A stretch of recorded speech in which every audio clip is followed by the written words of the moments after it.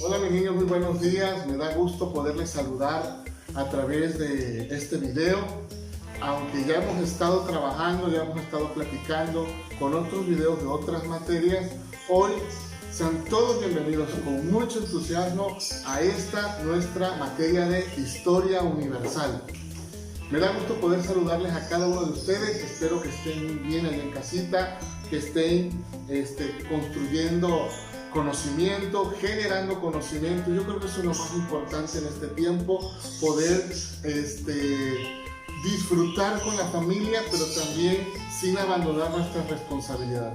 En esta mañana fresca que Dios nos permite estar, me da mucho gusto poderles saludar. Bien, para empezar un contexto histórico sobre lo que vamos a ver, recuerden que nuestra materia empieza a analizar el imperialismo. Recuerden que estuvimos platicando sobre el sistema imperial de estas naciones, no las coloniales como España, Portugal, sino aquellas que surgen posterior a la consumación de las independencias de las Américas y del Caribe. Me refiero a Francia, me refiero a Inglaterra, me refiero a Alemania a través de su unificación, la unificación de Italia. También los italianos tuvieron colonia. Recuerden que en clase hicimos un mapa donde cada una de las naciones se repartieron África y Asia, porque ya América pues ya estaba ocupada por naciones independientes y soberanas. Entonces, bajo ese esquema empieza el proceso. Hay naciones que quieren más dinero que otras, más poder que otras, materias primas que otras, y surgen entonces esos conflictos, esos enfrentamientos. Y empezamos con la Primera Guerra Mundial, que va a abarcar de 1914 a 1918.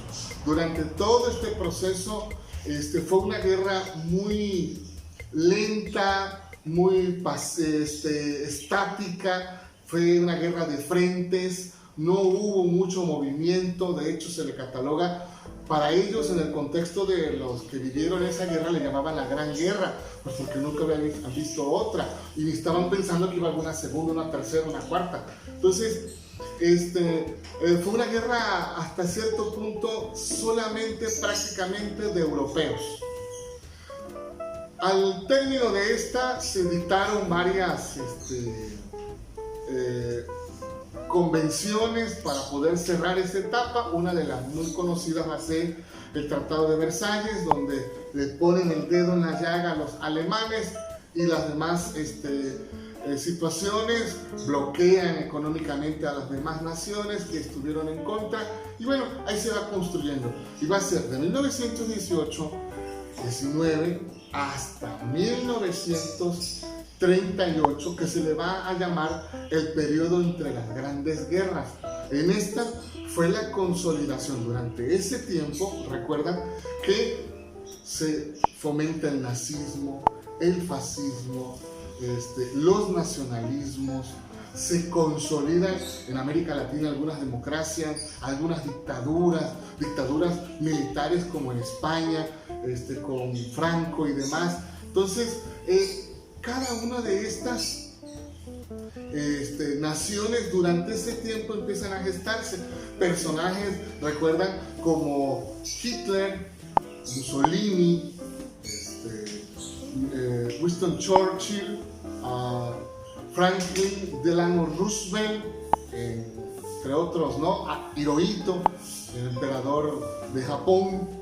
Entonces, empiezan a gestarse durante 1919 a 1938. Para 1939, Hitler, ya armado su ejército, se pasó el Tratado de Versalles por el dedo chiquito del pie.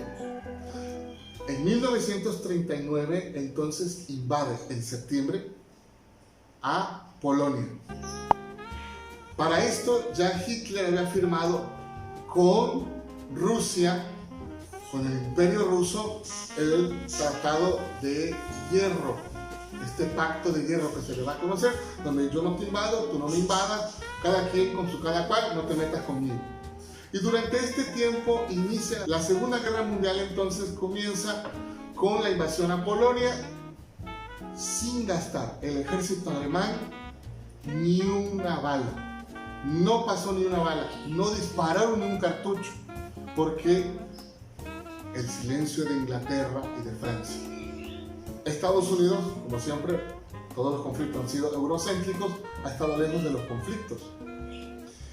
Durante este tiempo ya estuvimos analizando que los primeros 3 años dominó los países del eje, Berlín, Roma, Tokio, y contra los países que se van a llamar los países aliados, que va a ser Rusia, que va a ser Inglaterra y Francia. Francia empieza a perder espacios militares y políticos, y Japón comete el gran error de atacar el puerto Perla, hispanamente hablando, o Pearl Harbor, el 7 de diciembre de 1941, invade Hawái en el puerto de Pearl Harbor, y con esto se declara la guerra contra los países del eje, Estados Unidos. Y aquel león dormido se despierta y Estados Unidos va con todos los involucrados, pero de manera especial contra Japón. Durante este tiempo entonces Japón domina el Pacífico hasta que empieza a perder presencia. Aquí hay que señalar que un submarino alemán hunde unos buques petroleros mexicanos, y entonces el presidente de nuestro país en ese tiempo, don Manuel Ávila Camacho, le declara la guerra a los países del eje y manda al famoso Escuadrón 201 a apoyar a los Estados Unidos en las costas del Pacífico, en las islas que después se van a llamar Marshall, en las Australia y cada una de estas islas de por allá, Singapur, Filipinas, por allá anduvieron presencia mexicana, pero no más ellos, también todos los países latinoamericanos se unieron contra estos países del eje.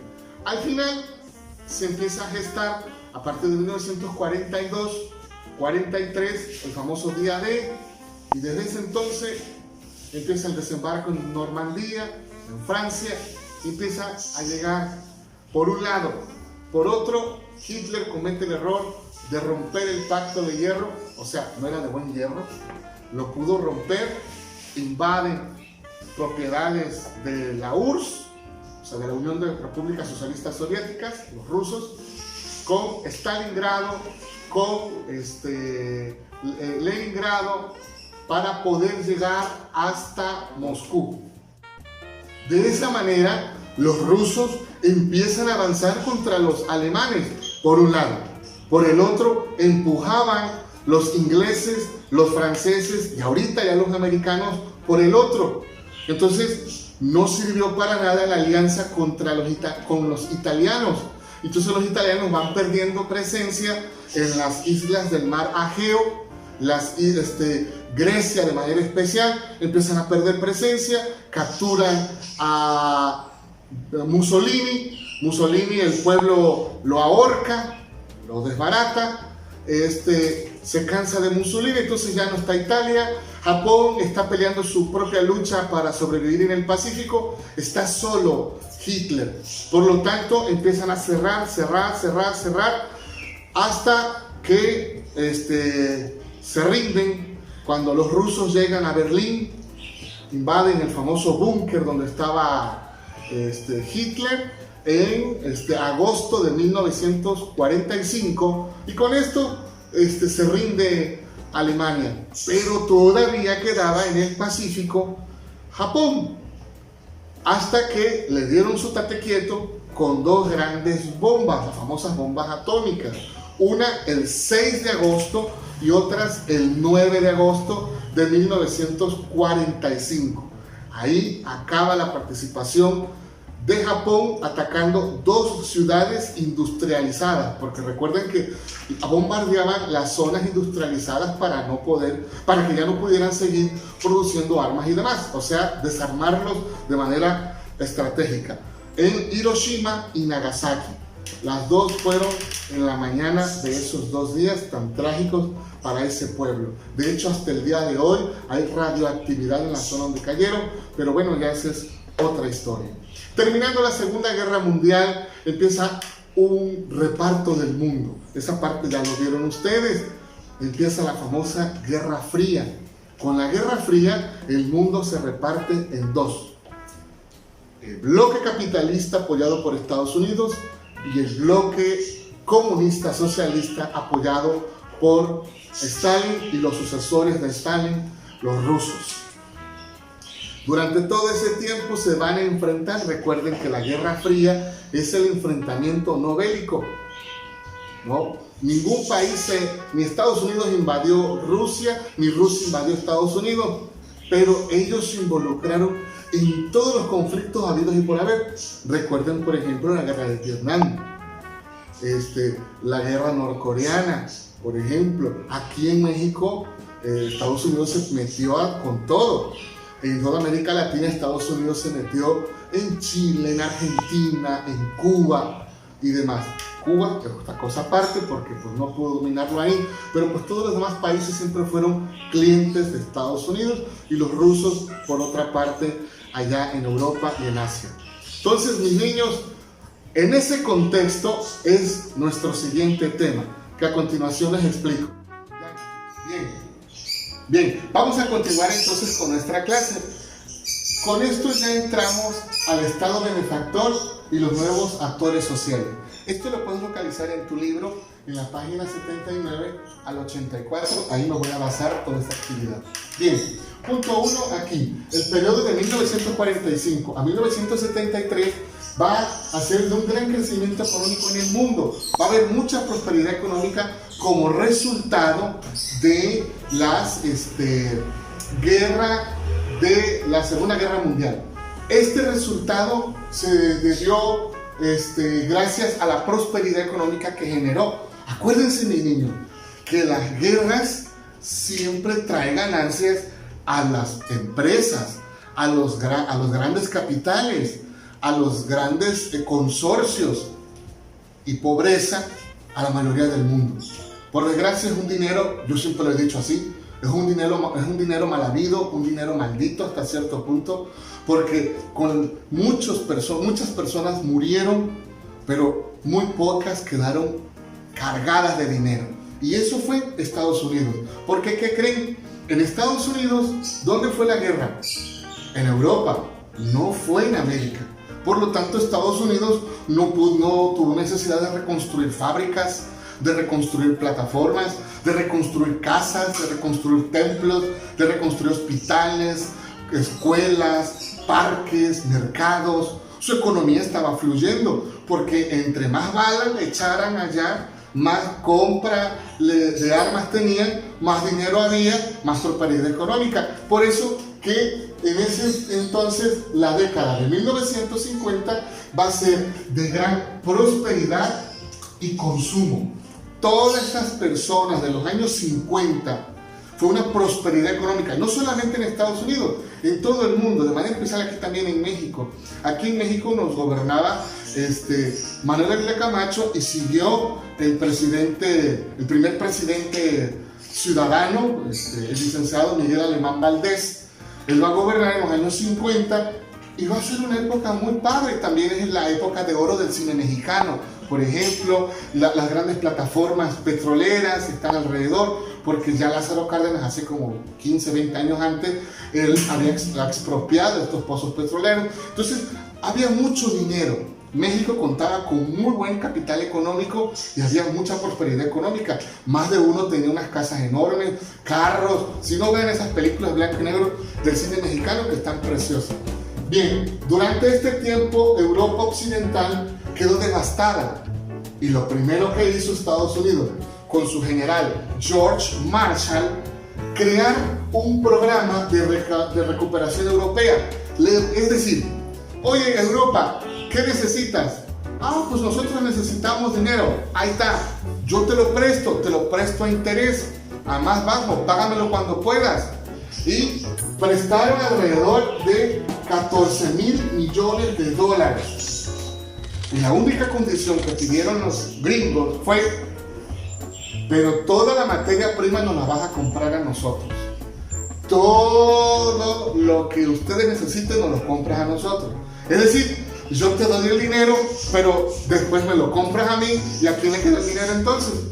A Estados Unidos. Muchas de estas naciones quedaron endeudadas y por mucho tiempo dependieron de la economía gringa. Desde ese tiempo se fija que es el dólar la moneda estable. Entonces todas las demás monedas se cambian, las divisas, a través del dólar, porque para ese entonces el dólar se constituye como una moneda estable, a diferencia de las demás monedas que iban y bajaban, que tenían inflaciones, deflaciones, recesiones y demás.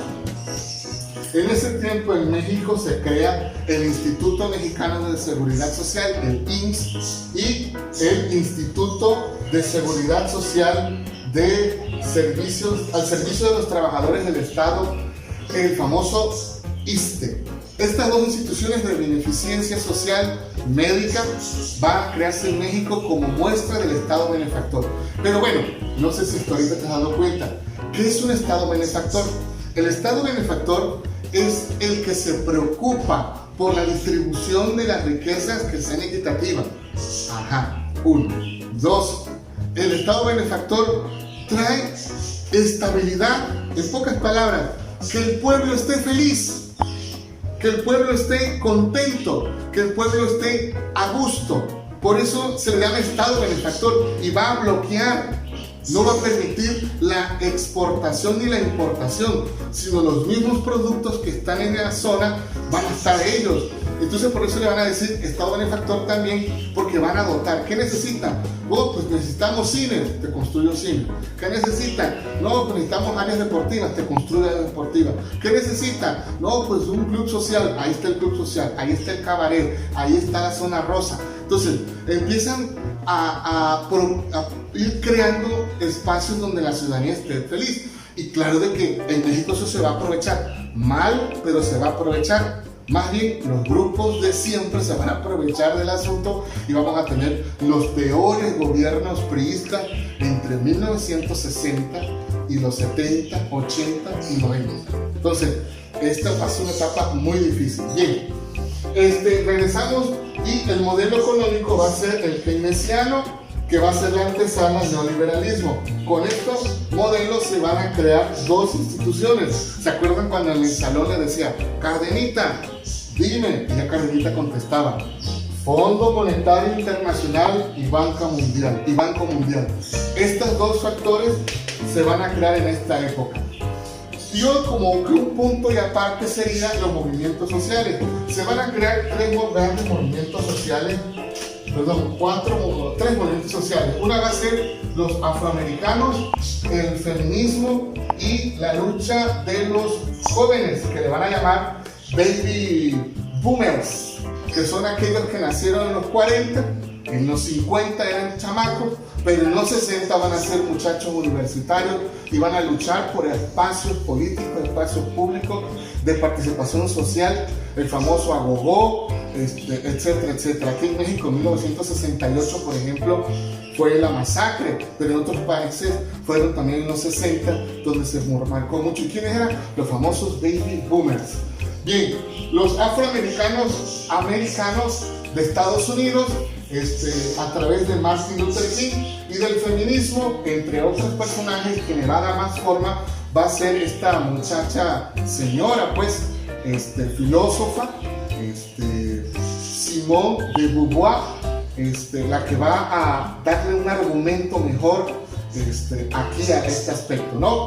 Bien, ya para cerrar, mis niños, aquí está la tarea. Van a realizar la actividad 6 y la actividad 7 de la página 52 a la 54. Y van a elaborar unas biografías de Ernesto Guevara, Nelson Mandela, Mahatma Gandhi, Martin Luther King y Salvador Allende. Estas biografías y esto lo van a hacer ahí en su casa, Estas biografías las buscan en internet lo más corto que pueden, a más información para que sepan qué es. No van a poner, le nació el cabello tal día, tuvo su primer beso, no, eso no. Sino lo más importante me lo van a poner esto en el libro, aquello en su libreta, le toman una foto, me la mandan a imagen a mi correo electrónico. ¿Cuándo? Mañana, en la siguiente clase del viernes. Entonces, nos vemos si Dios quiere. Si tienen alguna pregunta de todo lo que hemos platicado, por favor, mándalo a través de mi WhatsApp personal. Ahí platicamos, no importa la hora que sea, hasta antes de las 11, porque después de esa hora ya no es correcto. Entonces, me da gusto poderles saludar y vamos a echarle ganas, ¿sabes? Y sabes una cosa, échale ganas y lávate las manos. Nos vemos.